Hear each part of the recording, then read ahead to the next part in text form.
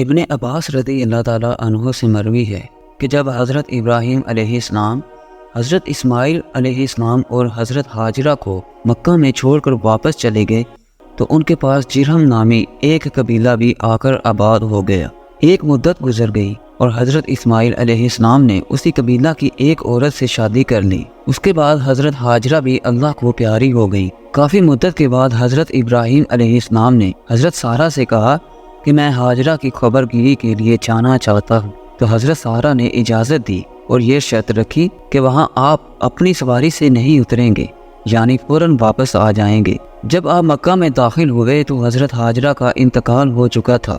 پھر جب آپ حضرت اسماعیل علیہ السلام کے گھر پہنچے اور ان کی بیوی سے ان کا حال پوچھا تو اس نے کہا کہ وہ بچوں کی خوراک کے لیے شکار کو گئے ہوئے ہیں۔ واضح رہے کہ مکہ کی زمین میں زراعت وغیرہ نہیں تھی اور حضرت اسماعیل علیہ السلام حرم سے باہر جا کر شکار لاتے تھے۔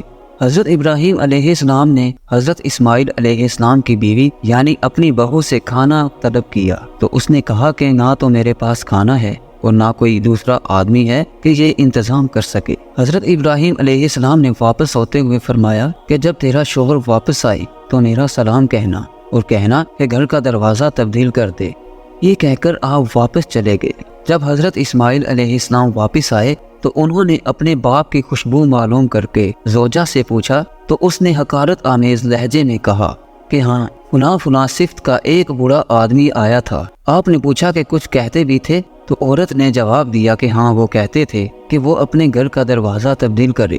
حضرت اسماعیل علیہ السلام نے فوراً اس کو طلاق دی اور دوسری شادی کر لی۔ کچھ عرصہ کے بعد حضرت ابراہیم علیہ السلام نے اپنی زوجہ سارہ سے اسماعیل علیہ السلام کو ملنے کی خواہش ظاہر کی تو انہوں نے اجازت دی اور پھر وہی شرط لگائی کہ سواری سے آپ نہیں اتریں گے اور فوراً واپس آ جائیں گے۔ جب حضرت ابراہیم علیہ السلام حضرت اسماعیل علیہ السلام کے گھر پہنچے تو اس موجودہ بیوی سے ان کے شوہر کا حال پوچھا۔